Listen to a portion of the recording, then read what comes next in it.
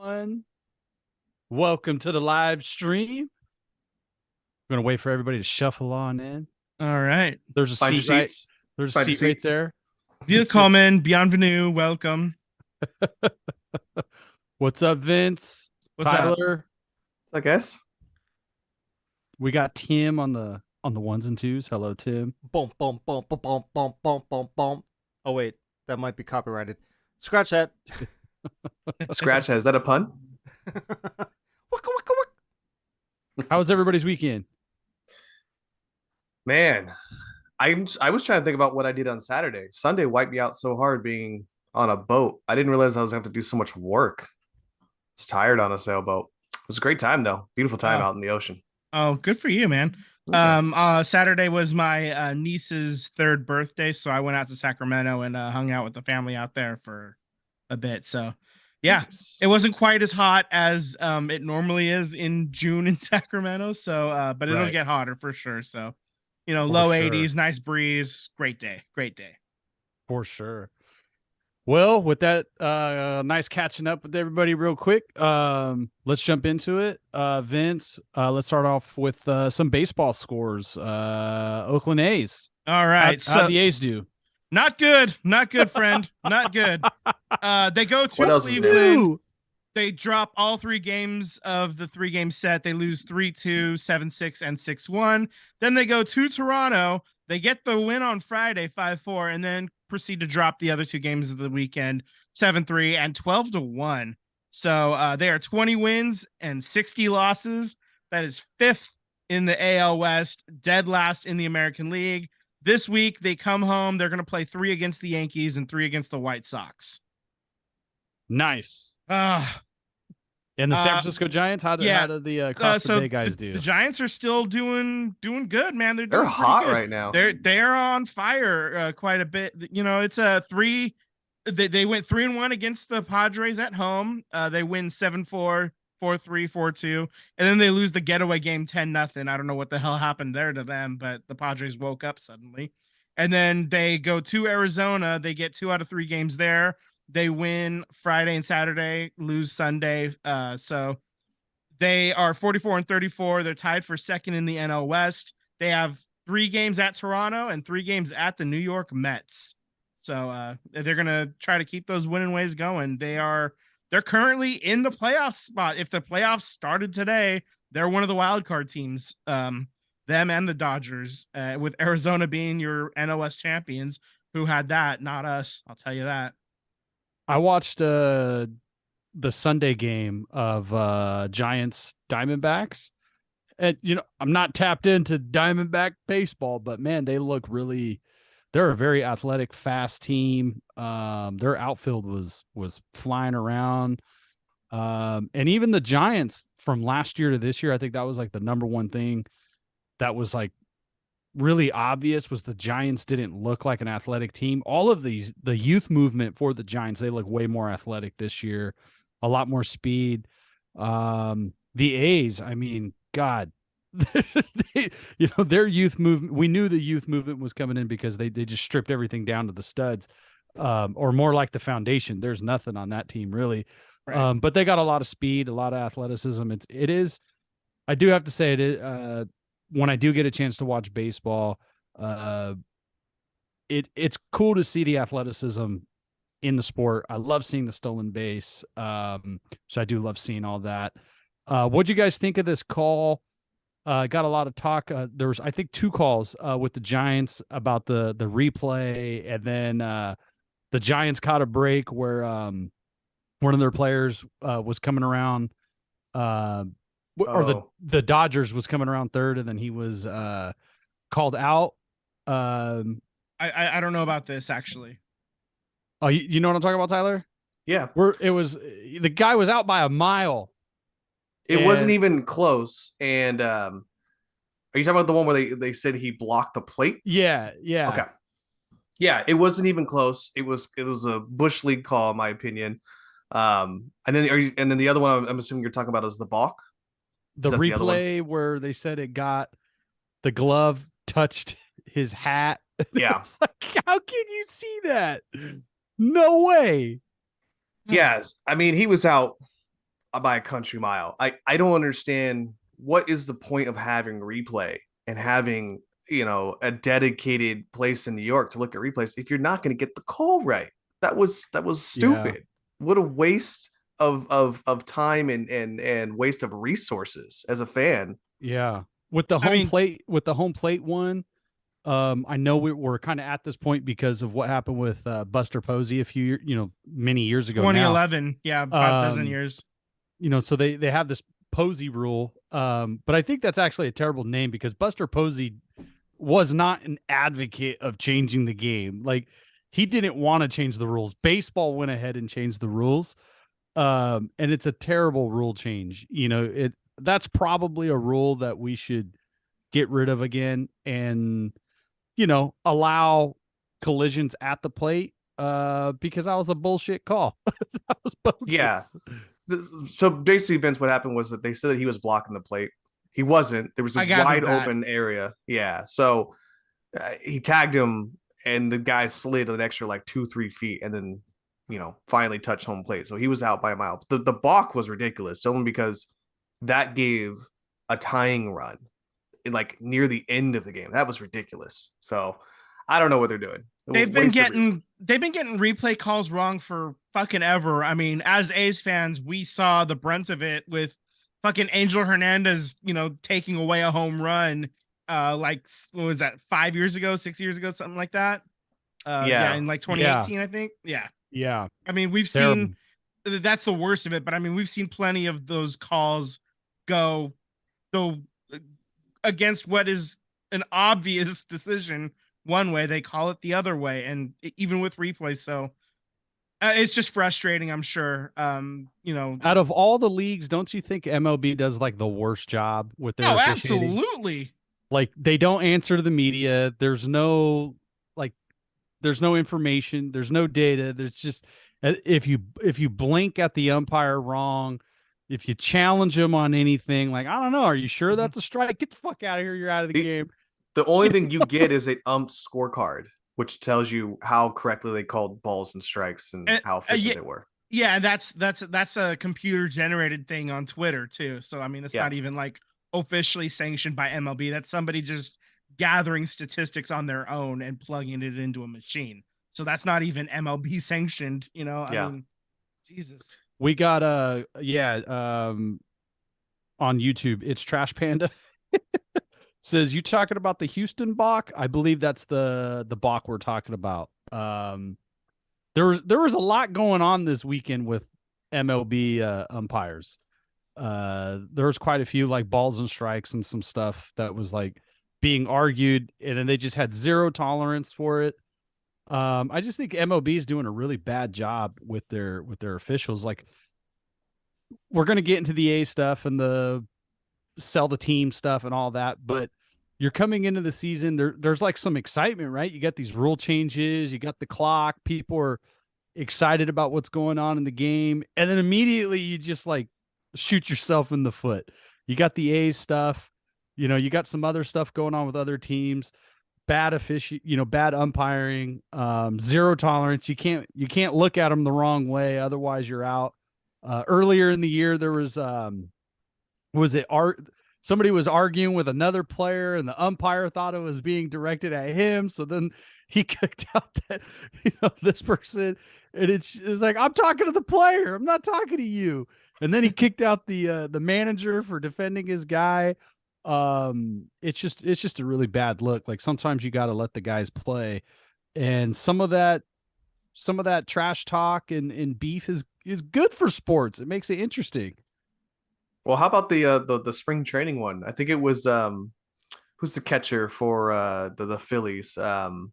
Anyways, he put his hand out to get the ball from the umpire. Oh yeah. But the umpire didn't put the ball in his hand right away, so he took his hand away. So then the umpire dropped the ball, and the umpire felt disrespected. Or so the A's game out. just the other day. The A's game just the other day. I think it was Diaz was out of the box, and it's two strikes. Okay, it's the final strike of the game. He's looking at the umpire, and he's verbalizing something, and we're taking a guess here, but it looks like he was saying, I'm going to take a second to step into the batter's box. right? So he steps into the batter's box and the umpire acknowledges it. You see the umpire do a head nod. So then, like, he takes a couple practice swings and then he steps into the box. And then the umpire calls a strike. You're out. Game over. Like, that was JT Realmuto, the catcher, earlier. Thanks, Daniel, for that. He also said, FIFA said, hold my beer. And FIFA, when they do replays for offside, sometimes offsides, they just cannot like get a good enough angle to justify decisions that they make, for sure. So that's a good call. Yeah, absolutely. So moving on from umpires, we do want to touch base a little bit on what's going on with the A's in Las Vegas. There's a pretty big event coming up. A's and Giants fans are organizing another event titled Unite the Bay. It's going to be July 25th at Oracle Park. So it's really cool to see that the region and the community of baseball is coming together and bringing attention to what's going on with the A's. And this is something, it's not just about the A's. We're starting to, Colorado is leaking oil. So now there's a sell the team with the Colorado Rockies logo, because Colorado, the ownership in Colorado is doing the same thing to the Rockies. Now Colorado they stripped their team down to the studs, not very competitive. Pretty soon Arizona is going to be asking for money for a ballpark. We know what's going on in Milwaukee, Tampa Bay. We see what's already happened with Pittsburgh and the Miami Marlins, where they got new stadiums and they don't really keep their teams competitive. This was the first time in a few years that Pittsburgh was competitive, and now they've kind of regressed, and they're falling in the standings. So it is really nice to see that the baseball community is coming together. I've been on Twitter quite a bit following what's going on. And it's been really nice to have Giants fans, support A's fans, because I think we would all agree that the Bay Area is better when it's a two-sport, market. When we had the Raiders and we had the 49ers and we have the A's and we have the Giants. It's a great time of year.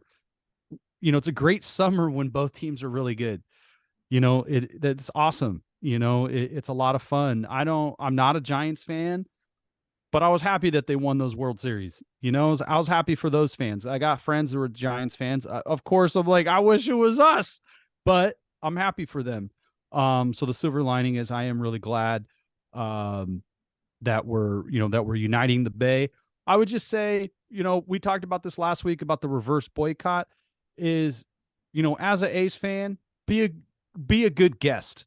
You're a guest, and, no trash on the field, no nonsense, no BS, mind your P's and Q's. Unfortunately, I won't be able to go to the game. I will be at both games, A's and Giants, when it's in Oakland. So I'll be at those games. So I know there's probably going to be another event, for those games. But it's just really nice to see, just to reincorporate you guys got anything to add to this, A's and Giants bit? No, I mean, like, I have a Giants fan who's already reached out to me, and unfortunately, I don't think I'll be able to make the Oracle one.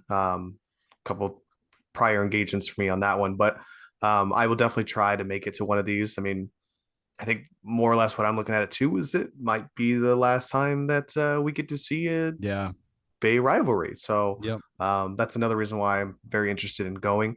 Daniel's point too about the Colorado Rockies, doesn't help when you give up 28 runs. I will let you know though that the Rockies gave up 32 runs and the Angels gave up 10 runs, and Rockies won that series. Yeah. That's crazy. Yeah. That's crazy. It's ridiculous when something goes off the wheels like that in one game so bad. Like, weird shit like those stats happen. It's kind of fun. It is kind of fun. It's the oddities of baseball. Red leather, yellow leather, red. Get those tongue twisters, buddy. That's right. Just don't say museum. We do not talk about museums on this show. Definitely not museums in the Kansas City area. Real quick, guys, I was following this on Twitter. So there's this Twitter account, Vital Vegas, that's been I don't want to say an ally, but has been leaking a lot of information from the Las Vegas side, and a lot of it has come true. There's been a lot of truth out of those posts. So today there was a tweet going around that Vital Vegas was reporting that the A's move to Las Vegas is still 50-50, even though that they passed all this legislation. None of the legislation says anything about the A's. It just says an MLB team. And that the Tropicana site is probably less than 20% because it's just too small. Like, it's just too small. Local community doesn't want to support it. So it totally sounds like what we've been speculating, and I think what most A's fans been speculating, is that Las Vegas just kind of jammed this thing through to show MLB that we're willing to do anything to get a team here. And we just saw Chapman again. Last week he came out in support of the Oakland A's. Matt Olson had a very interesting interview last week as well, where he basically had, he played politically correct, but he talked about ownership, that they're not going to invest in the team. They're not going to field a good team. They're not going to offer contracts. And during that time, that was something that we were talking about. And it was also on Twitter, was Eric Chavez is still the largest contract in A's history. But John Fisher dollar contract, the highest dollar at value. What, 70 million, 75 million? 66. 66 million. Yeah. In A's history, 6 years, 66 mil in 2004. And he didn't take over the team until 2005. Yeah. So that wasn't even a contract issued by John Fisher. Yeah, John Fisher's, we said his biggest contract was Billy Butler's at 3 years, 30 mil, free agent wise. Free agent, and then the extension to Chris Davis which turned out to be a year and a half. Yeah, still under 50. Right. He has not given any contract of any worth to anybody of any value. The best one though is Marcus Simeon's 10 years, $1 million each. Yeah, it was the 1 year for 12, but then he wanted to spread out the $1 million payments over 10 years. No, right, out of here. Yeah. That's my favorite one. So people who don't know, when Marcus Simeon was a free agent, John Fisher wanted to offer Marcus Simeon a 1 year deal spread out over 10 years for 12. Was it 12 million? 10 it was million? 12 million. So you'd pay the 2 million up front and then pay 1 million per year for the next 10 years after the fact. That's what he offered a guy who was a finalist for the AL MVP. He took the centerpiece. He took 18 million, something like that. Yeah, it was like 18 or something like that.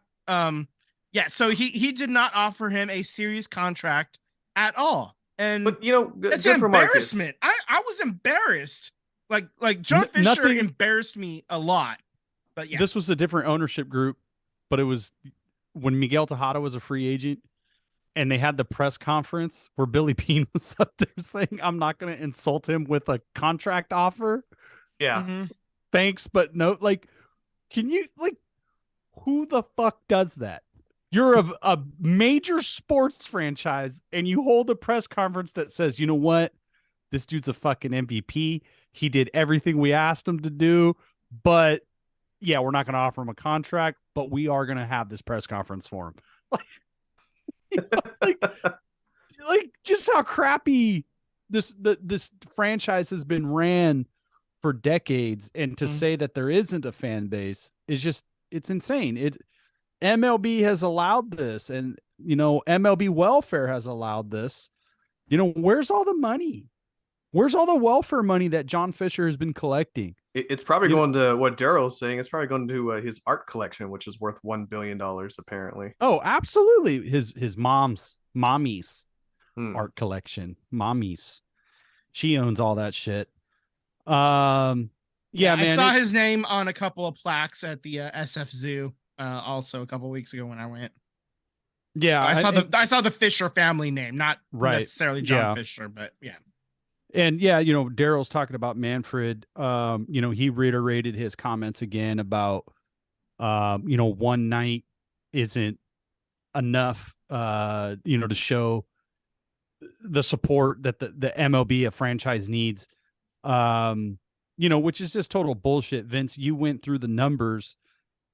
You went team by team and looked up every Tuesday game this season. Yeah. Calculated the averages. Yep. And that average of MLB was 24,000. Well, it was 24. It was a little over 24,000, and the this A's, is for just Tuesday nights. And the A's drew almost 28,000. They numbers cleared were it by the almost numbers were 4,000 officially. The numbers But were 24,086, and the A's did 27,759. And we already talked about that. The A's count is low because they stopped counting in like the beginning of the fourth inning, right? And there were still people coming in the seventh. So we There know was- that number is undercounted. Right. There was people stuck in the parking lot because there was also a concert. There was a pretty cracking concert. Yeah, Twice was playing like in the arena next door. Shout out Twice. Shout out Twice. Big K-pop fan over here. It's not true. My girlfriend is though. So there were still people trying to get into the ballpark. We were there. I've been to the Coliseum hundreds of times. That was a 30,000 seat stadium. That was 30,000 people in the stadium. Easily 30. So to say it was 28,000, nah, there was 30,000 people in there. We've been there. We've all been there hundreds of times. We know what 30,000 people looks like at the Coli. So, I look forward to doing another event at the Coliseum. There's still a lot of work to do. There's been a lot of movement on the Moneyball Act. So we're going to be getting some updates later this week. So the city council is going to be moving forward with their suggestions and recommendations. And that was being reported by, that information's coming out from Vice Mayor Kaplan. Surprisingly, this Moneyball Act is being supported by Marco Rubio of all fucking people in Florida. Yeah, broken clocks and whatnot. Yeah, I did not see that happening or see that coming down the pipeline. I think that support is happening because Rubio probably sees something coming down the pipeline in Florida with Tampa Bay. So I think he's looking out at that. So I hope our politicians, our legislation can continue to work with other cities, other states to move this thing forward, because it's not like, of course I'm an A's fan, but it's not just about the A's fan. It's about MLB MLB is not losing money. Like when you see an empty stadium, MLB is still making fucking money. The ticket sales is at the bottom of the list in what creates revenue. That's not their number one revenue ticket anymore. And that's when that's a false belief to think that when you see a sold out stadium, that's like their main revenue thing. Their revenue is through streaming. Streaming is in multiple countries.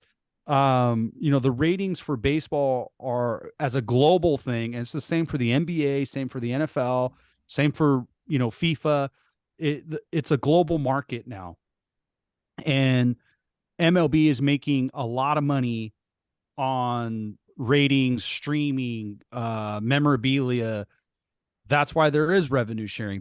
No team is losing money. All teams' valuation are going up, and up. So I'm just really glad again to put this bit to bed is the baseball community is coming together and shedding some light on this. So, all right, guys, any final thoughts on the Oakland A's bullshit move to Vegas? I just want to know who you guys think will be the A's inaugural All-Star that they have to usher in. Oh, Rooker. There's definitely going to be one All-Star. It's probably Rooker. Yeah. I mean, you can. I don't think it's going to be Rooker at all. I think it's going to be Estuary Ruiz, the steal leader. Okay, well, if still I an had to take a outfielder. guess. It's not going to be a pitcher, so no, won't be a pitcher. It won't be any pitcher on this team. Definitely won't be Shintaro. No. I mean, so like Ryan Noda has a very, very outside case, I think, to be the guy, but I think it's probably Rooker, but then like Estuary Ruiz would be like 1B, I guess. Yeah. I think it's Rooker because he's been the most consistent. He leads the team in RBI, and home runs. home runs. I think he's like third in batting average.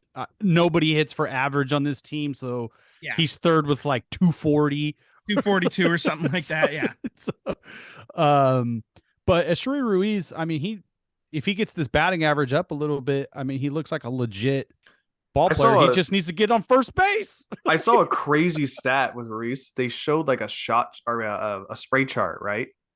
Everything is down the line. There's like maybe 2 hits in like the gaps. So he's literally a pull and push hitter. He's like taking every model that the old Japanese players used to do back in the day, like the Ichiro Suzuki's, and just slap it down the sides, and that's how he gets his doubles and triples, and that's it's how he called gets on base. Oppo Taco. I don't know if you want to call it a taco. Every time I hear an announcer saying "going Oppo Taco," I'm like, that doesn't. What does that even mean? It rhymes. It's some Dallas Braden frat boy nonsense, but they're having fun, so whatever. You mean all aboard the next Pound Town? stop? Pound Town. I fucking hate Pound Town. It's so stupid. It's so stupid. Favorite. I hate it, but whatever. They're having fun. You don't diss the 209. I'm not dissing the 209. I'm just saying I think Pound Town is a silly name, and they're That's just what trying they to say in the 209. Everybody in the 209 says that. Yeah, because like Dallas Braden said it on TV once, and then it kind of took off from there. I think the reason why I want Ruiz though, because I think it'd be fun to watch him and Ellie De La Cruz, the kid for the Reds, who's like lightning fast. The kid ran in a gap. Okay, Sam. He went from home to third on a triple in 10.5 seconds. Yeah, that dude can fly. Yeah, that dude can fly. It would be fun to just watch those two guys get on base and just see what kind of havoc they can wreak in an all-star game. That would be like a fun like a skills challenge. Like you got to get you fake like a fastest to triple or something. Yeah, something like every that. owner would absolutely never sign up for it. All they need is a guy to pull a hammy trying to see how fast they get to third. Yeah. Just maybe even just a race from home plate to first, or fastest down the line or something. Yeah, something like that. All right, guys, let's move on to the second biggest event for us as sports fans, the NBA draft. The Golden State Warriors. Oh my God. I know Tyler, he was real excited for this. And it's finally here. I don't know. We said this. Why? I don't know why. Excitement is not how I would have said it, but you were excited. So unpack all this for me, because I just want to hear it. Well, I haven't talked to you about this. Let's start with what led before the draft. Okay, we got to pull that bandit off, because that kind of set the tone for me as to what I was not going to expect in the draft. Obviously, the big news being is that Jordan Poole got offloaded, was traded to the Washington Wizards for Chris Paul, a 2030 protected first round, a 2027 second round pick. PBJ and Ryan Rollins also got traded to Washington. So with that happen, any idea that I had of what the Warriors may draft in my mock draft ideas went out the window. I had no idea what they were going to draft. So when they drafted Brandon Podzinski at 19, I was like, who? I don't know who this kid is. Shame on me. He went to Santa Clara. I probably should know somewhat about local sports, whether it be St. Mary's, it's Santa college. Clara. It's fine. You don't have to pay attention. It's fine. I ended up looking the kid up. Cares about college. Yeah, I mean, I was a little upset about it because it didn't make sense to me why we got another guard, especially seeing as how we traded for Chris Paul. I wasn't really understanding that situation with Steph Curry, Chris Paul, and then Brandon Podzinski. And then you got to look at it. Okay, Dante's probably going to leave in free agency. You just unloaded Jordan Poole. Are you really going to pick anyone else from the G League team to be like the third point guard? Probably not. So I guess it makes sense. I started looking to the kid. He led all of Division I basketball in unassisted three-pointers made, which means two things. He makes smart shots. He's smart with the ball, and he can also create his own shot. very good at a step back, mid-range 3-point line, doesn't matter. He's got a pretty good step back into it. He makes smart decisions with the basketball. He can pretty much lead. He can get a triple double any night he wants to. And I get where, you know, Dunleavy is going. He wants those kind of gritty, hard nosed kind of players.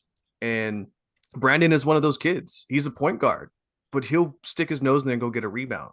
He's kind of like Steph Curry. He just has a nose for where the ball is going to land and always gets, you know, high rebound numbers. The kid I'm so most excited on draft night, you were not happy with the draft pick. It I sounds was like not. you kind of you're kind of coming around to the guy, or Yeah. how do you feel right now? I think Brandon Podzinski is probably going to get some starting minutes this year. I like I said, with Poole gone and with Dante probably leaving, I think he's going to get some minutes into it. I don't know how much. You know, Steve Kerr is kind of always the guy that doesn't really like to play the kids. We've known this. Well, to be fair, the kids that he's had to play, that he's had on the team to play, have by and large been not that great. Like they've just been misses. You know, Looney's the only one that isn't, that the Warriors have drafted while Kerr has been here, that hasn't been a whiff. You know, I mean, I think about Patrick I would argue McCaw and just down the list. You know? Patrick McCaw is an idiot in his own right, but can't believe that kid won 2 rings, one with Toronto as well. But anyways, I think Moody is a great pickup player. Well, I mean, I think he doesn't get the love that's deserved. I'm not talking about, I guess, the last draft, but like up until Kuminga and Moody, like every player before those two, because those two, they're still on the team. There's still upside. There's still a chance for something to break loose, and I think Moody's a lot closer to doing that than Kuminga at this point. But we can still see. Yeah. Well, look, speaking of Looney, this kid we picked at 57, Trace Jackson Davis. Dale Davis's boy. Yeah, Dale Davis's boy, and also Damon Bruce's wild card pick. I watched a podcast that he did, and he was like, "I'm hoping to get this kid." And then we ended up getting the kid late in the night, and he did an emergency podcast to talk about it. Yeah, he was hyped for it. Super hyped. Yeah, he's really excited about this pick. And that dude follows Big Ten basketball. So yeah, he does. Yeah. This kid though, Trace Jackson Davis, this kid is your he's your Looney. He's your Looney replacement with athleticism and 2 good knees and a good hip. This kid could jump out of the building. He's not shooting 3-pointers. Literally, he could jump out of the building. Look out, Wembanyama. No, he could dunk it.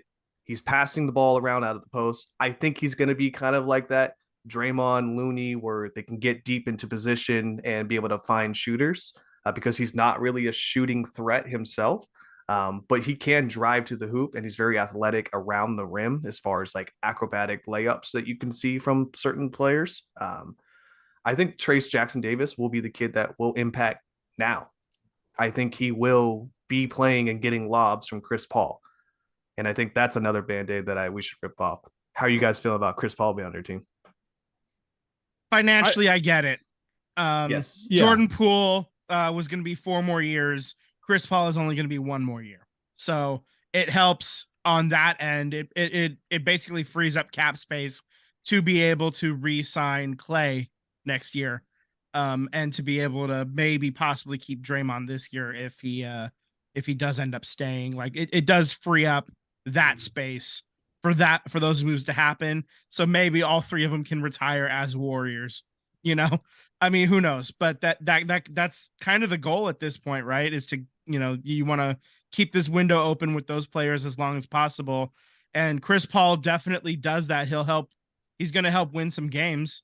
I'm not thrilled about the move. That being said, he's a little too past his prime, I think.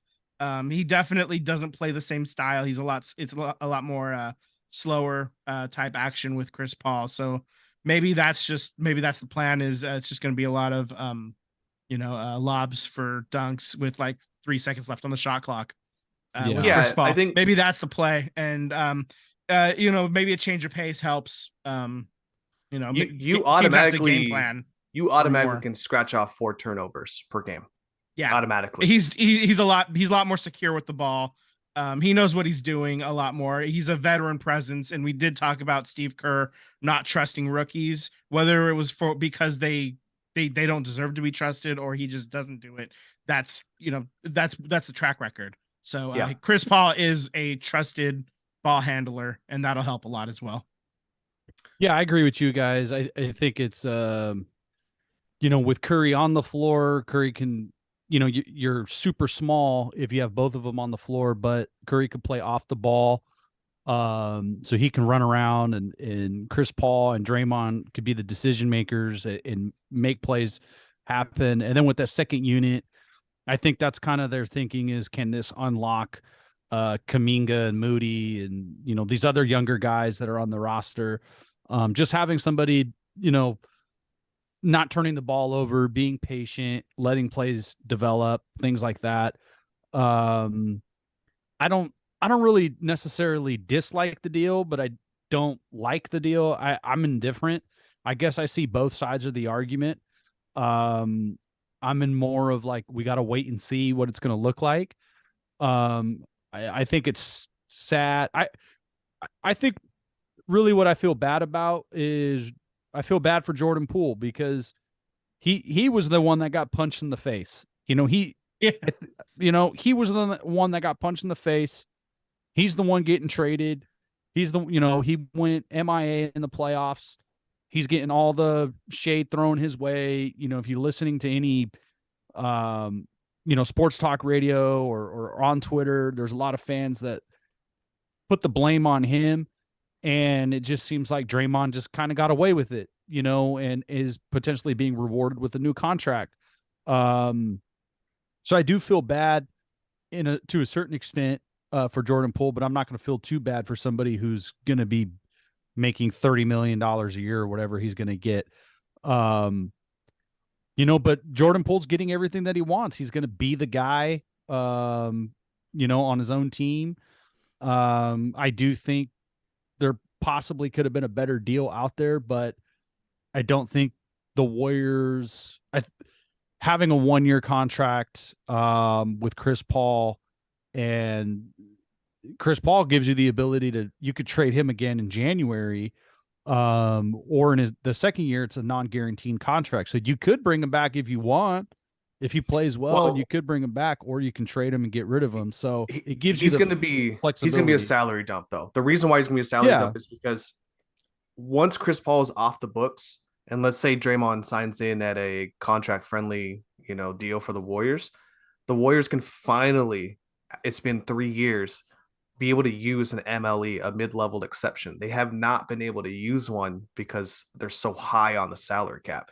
So there's no way Chris Paul is going to come back because they need to get a talent. And right now, clearly they need a big man, right? They need another one. I mean, Trace Jackson Davis going to start, or not start, but play. But are you really going to rely on two guys, including him being the same height, to be your centerman for the whole season? Like, I don't know if that's going to work. I don't know if you're going to rely on a rookie to pick up the slack for Looney. And, Looney's been an iron as far as like being able to play every single game for the last 2 seasons. But is that going to happen a third time? Like, I don't want to rely on that. I want to be able to make sure that Looney can get the help that he needs. I don't need him to play, extensive minutes. I need him to play minutes when I need him, the crucial times, the big games, the playoffs, things like that. And they can't get anyone. They can only get someone who was going to do a veteran minimum. And you look out there, like I said, Kevin Love is probably my best option if I'm going to pick someone, but there really isn't any big man that's going to sign a veteran minimum, given the talent that's out there and the money that's out there for big men. Big men are highly sought after. And I don't know what the Warriors are going to do. Yeah, it's, we talked about this a couple times the past couple of weeks, like how the Warriors are going to move on. And I think we all talked about it, where you're probably the best bet is probably you have a farewell tour with all 3 of them retiring, hopefully on the same year. Which hopefully. Is, it's kind of like scary to see all 3 you got to replace over, the next season. But I really see this as them probably retiring together, and then seeing Steve Kerr probably leave too, and then just starting anew. I don't think Steve Kerr would come back with like a young team. We still got no news on what's going to happen with Steve Kerr's contract. So as far as I know, right, he only has the 1 year left on his deal. I don't Yeah, know. he- Sign a I'd new have to deal, look. right? He's got 1 year left. I don't know if anyone does if they've shown him a contract extension or anything like that, but I think he's weighing it too. I mean, he's had those back problems, and I know he's not playing, but it's still taxing to be a head coach and to do that for a longevity of the season. Game planning every night, probably doesn't really get to spend as much time with his family as he would like. So I'm sure he's probably going to mull if he even wants to stay after this season too. To be honest with you. Yeah. There's a long way to go, but do you see this current constructed Warriors team as a contender, pretender? How do you see him? Right now, they're a playoff team. I can't say anything more than that at this Yeah. point. I need to see how they fill out the rest of the roster first, and If how these Draymond pieces comes work back. together. Yeah, exactly. Yeah. Is If Draymond does back? not come back, I think you got an outside fighter's chance because Steph and Clay have been there, done that. Same with Right. Chris Paul, Yeah. as far as playoff experience goes. But if Draymond doesn't come back, it's gonna be tough. It's Yeah. gonna be real tough. The one thing about Chris Paul coming is Steph Curry can't break your ankles if you're on Steph Curry's team. This is true. You This know, is very true. Did you I believe I sent see the that stuff meme. going around where Curry was saying not Curry, sorry, Draymond was asked in an interview. This is like 3 years ago. Or they go, "What do you think of Chris Paul?" And he's like, "I hate CP." And it's like talking about how he hates Chris Paul. He was saying that I had to tell Steph that he rocks with you, but he really don't rock with you. He keeps you at arm's length. He gives you the stiff arm. And yeah, he's like, where I'm from, so he was going off. It was 3 years ago, but I'm Right. sure. And the other point too is Draymond has his own little podcast, and he's been awfully quiet, and he posted a photo of him and LeBron, LeBron. in Paris, and Mhm. that caused a lot of will the Lakers or some team offer Draymond a contract to just knowing that Draymond isn't going to sign there, but just to try to fuck over the Warriors and jack up the price, where Mhm. all teams do that. All Yeah. teams do that. Yeah, Well, gotta put your thumb on my- the scale a little bit.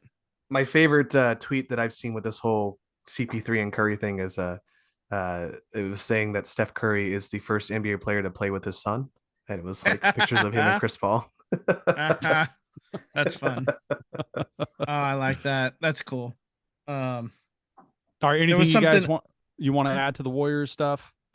Chris Paul was actually asked about there was a few years ago in the playoff game, like there's video of him like laughing at something that Steve Kerr said, and then he turned around and just like and so they asked him about it, like immediately after the game he said the shit wasn't funny. So there's definitely been a back and forth between Chris Paul and the Warriors for quite a while, and we've gotten the better of him in the most recent years for sure. Yeah. So You know what? maybe all fences are mended. I don't know. What I can understand not liking a guy, not liking a player because he's on a opposing team in the playoffs and stuff. Mhm. But there are some fans who just like absolutely hate Chris Paul and hate Yeah. this trade just because Chris Well, Paul's on the team. It's because they asked Chris Paul what he thinks about the changing of guards, of point guards, and like Steph Curry was the most prominent person because of what he was doing at the time.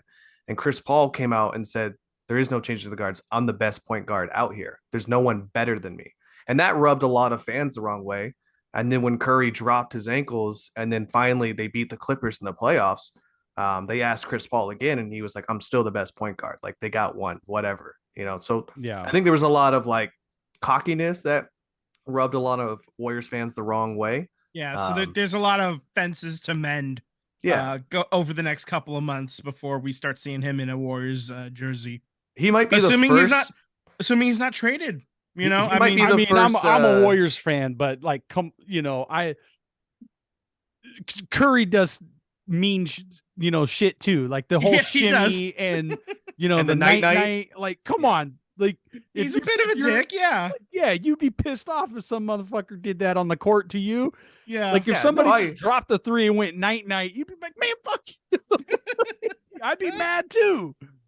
So Yeah, I don't know it's if a two-way Bogut got street. booed when he got announced as a starting player when his first game, but I for sure think Chris Paul will get booed as you know, if he gets announced in the starting lineup for whatever a game or something like that, he'll probably be booed, which will be Entering the oddly game, Chris. entertaining. Entering the game, Chris Paul. what Yeah. number does he wear? Three is He's gonna wear open. three. Three Yeah, is he's gonna wear open. three. I Which is mean, also Jordan what Poole Curry isn't always rocking. says. 3 is open. Yeah. Oh man. It's definitely going to be exciting to see, what else they do and, it- who knows what's going to happen, but it's going to be interesting. I don't know if I'm excited. I'm interested. Yeah, I mean the interest meter is definitely up. I want to see Chris Paul run the second unit. I just don't want this like first round pick, this Brandon kid. I don't want him to be a Nico Mannion. Like, what a waste of a draft pick that was. Kids over playing in Italy. He might come back. He might. The Warriors still own the rights for him. We own his rights, so he might come back. All right, guys. Anything left on Warriors basketball? I am good. I think we got it. All right, Vince. I'm going to turn it over to you for our hockey bit. All right, so here we go. The Hockey Hall of Fame has announced their class of 2023. It's goalie heavy. They got 3 goalies in: Henrik Lundqvist, Mike Vernon, and Tom Barrasso. They were all inducted, as well as Ken Hitchcock, Pierre Turgeon, and Caroline Ouellette, who's one of the greatest female hockey players around. They've started electing women into the Hockey Hall of Fame about like 15-ish years ago, 12, 15-ish years ago.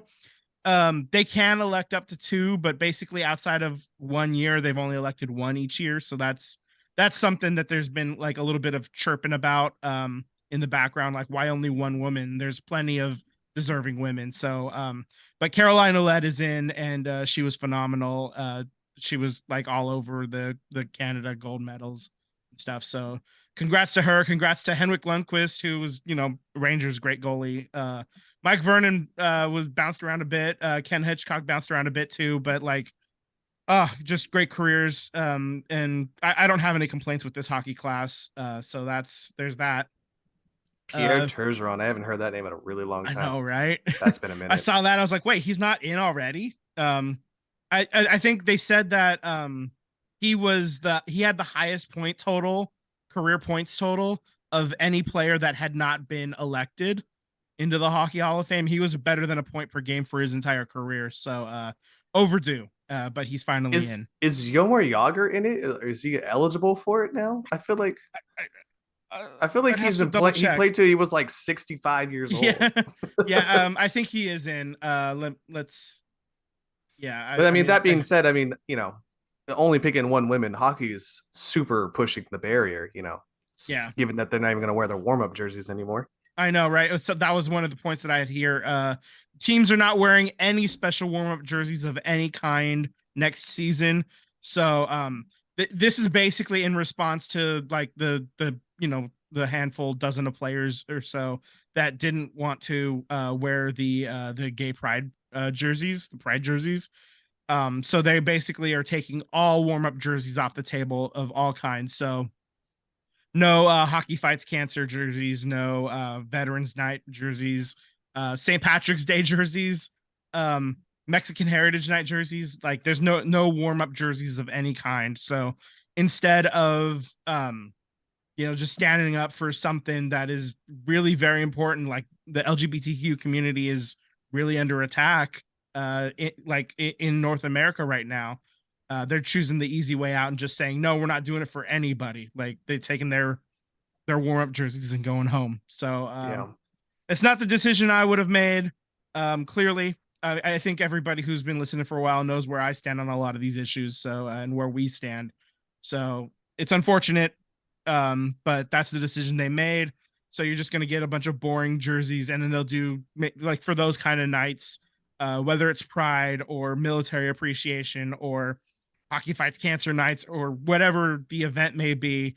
I'm sure they're going to still do like the giveaways in person. Like, I mean, I've got plenty of Los Tiburones Latin Heritage Night shirts, got plenty of those, got plenty of other ones, just giveaways and stuff. So that's the route that they're going to take.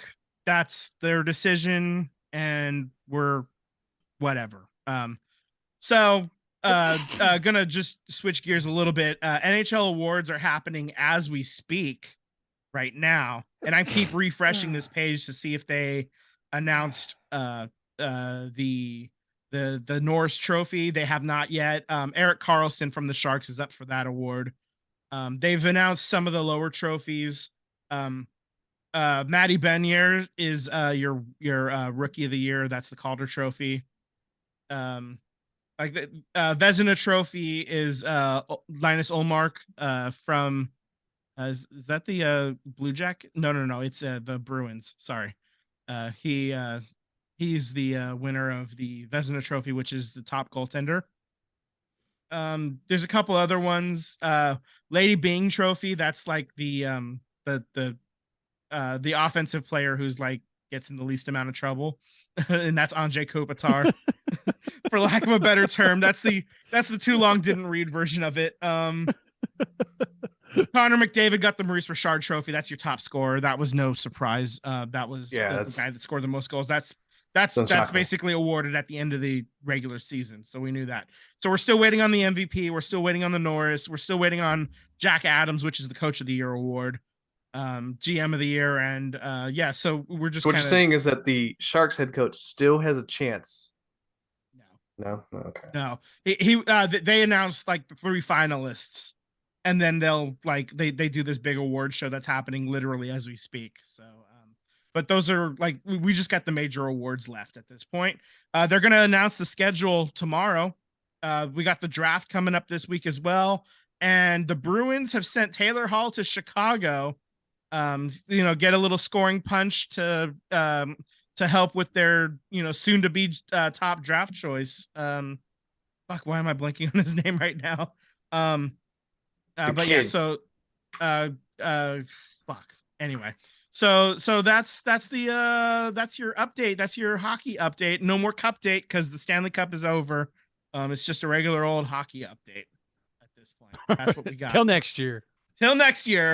No more Stanley Cup dates until April. You're talking about I'm sorry, Connor Bedard. Connor Bedard. God damn it. That was going to drive me nuts. Thank you. Mm-hmm. So, you know what? I knew that. And Will Smith will be a Sharks. What? I'm calling it. Will Smith will be a Shark. That's who you're calling for the Sharks draft at number 4? Yeah. Okay. We'll see what happens. That's coming up later this week. I think Thursday. So look for that, and we'll discuss a little bit about who the Sharks drafted next week, I'm going back to San Jose. San Jose. It doesn't quite work. Ugh. Okay, so there's your hockey update. I'm spent. There we go. All right, Tyler, power me through this Gold Cup and some soccer. And no, Vince, get back in this driver's seat, my friend. Yep. All right, stick right back in. I actually watched a couple of these games here. So the Gold Cup, USA tied Jamaica 1-1. They actually got the tying goal in the 88th minute from Brandon Vasquez of Cincinnati FC. They were Team USA has only lost the Gold Cup group stage round game once in their history. This draw, like this last minute goal, kept that streak alive. So they're still only have lost one game. That was like 2011 in the group stage. I have a question for you. Is because we just went through the Nations Cup, right? Yeah. Why is it that because the Gold Cup used to be the premier cup for World Cup situations as far as getting into the World Cup? Yeah. Why is it that we're not bringing the A team for the Gold Cup, but we brought them for the? That is a good question. I wish I had an answer for you on that one. I honestly don't know why they're not doing it. I think because they wanted to win to focus on the Nations Cup more, so they sent the A team to the Nations Cup. and we're getting a lot of players from the under 20 squad Mhm. playing in this Gold Cup. So Gold Cup. So Cade Cowell, actually from the San Jose Earthquakes, he actually got into the game in the 55th minute. So he's one of the first guys off the bench for this squad. It looks like, which is great. He's an immensely talented player who provides a lot of scoring punch, and the San Jose Earthquakes miss him dearly right now because they've lost 2 games this week. They lost at Houston 4-1, and then they lost their first loss at home this season to Oh, St. wow. Louis 2-1. They had 6 wins and 3 draws before. So the Quakes are they're missing that offensive punch right now. They're right now they're 7 wins, 6 losses, and 6 draws and 7 losses. Excuse me. I have to check the standings because I forgot to update that real quick. Stand by with me. That's the one place I forgot to update. You could say the standings. Quakes are quivering. The Quakes. Ooh, hey, a little alliteration there. The Quakes are in 5th right now. They're in 5th place. That's still a playoff spot. Yeah, I mean they're technically tied for 4th, but Houston has a game in hand. They are -3 in goal differential, which is interesting. But they're tied with Salt Lake, who also has 27 points. But they're -6 goal differential, and Houston is -1.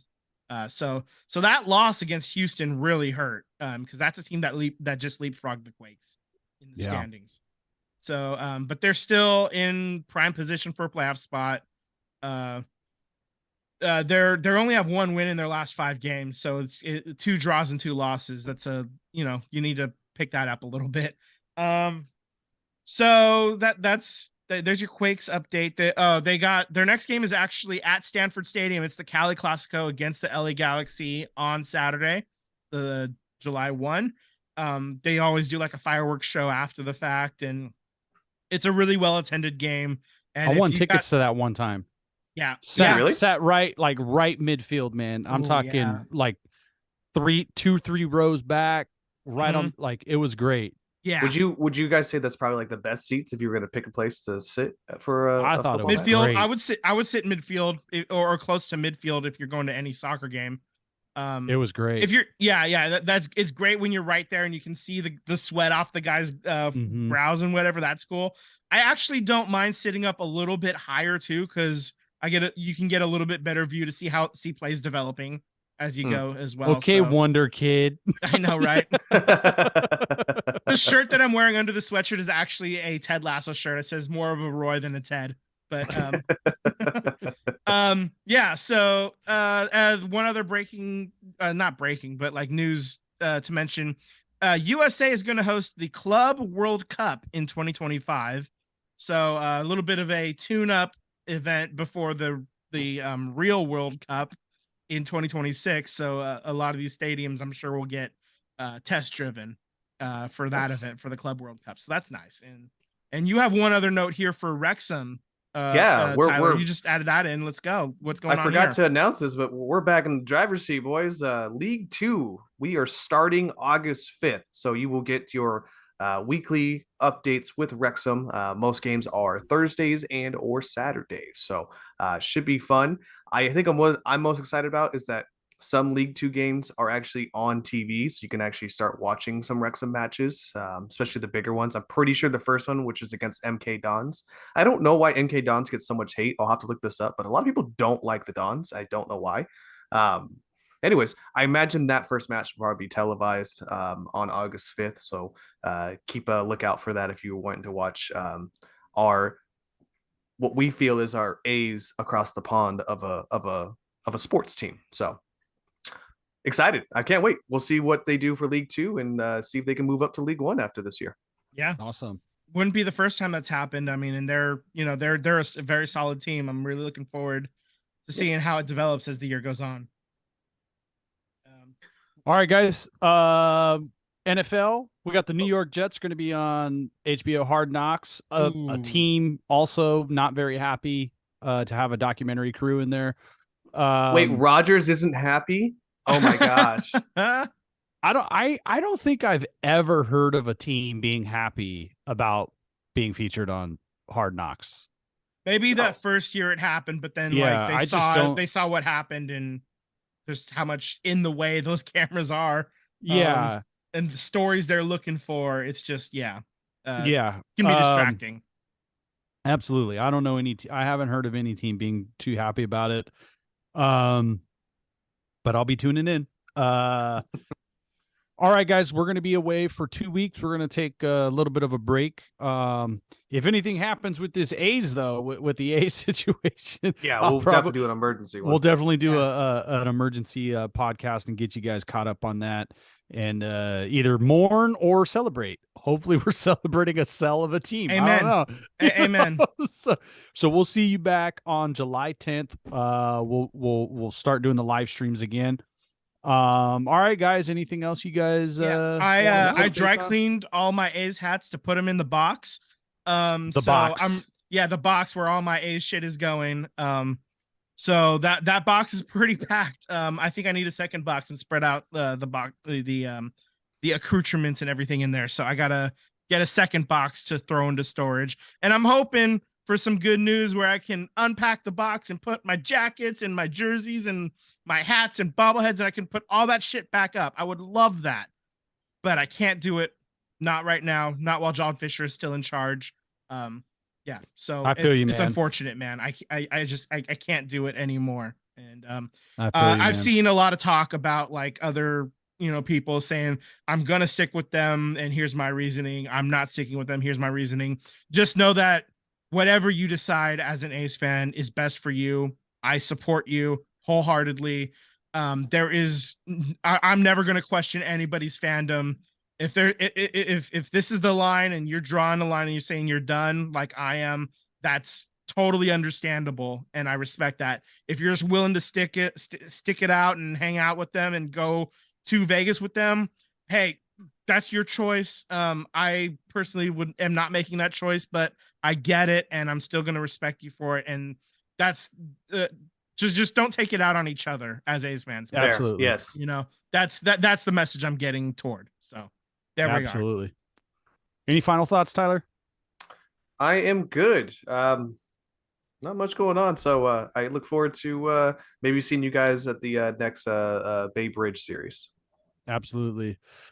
Alrighty, guys. I just want to shout out everybody who was in the chat. Daniel, Daryl.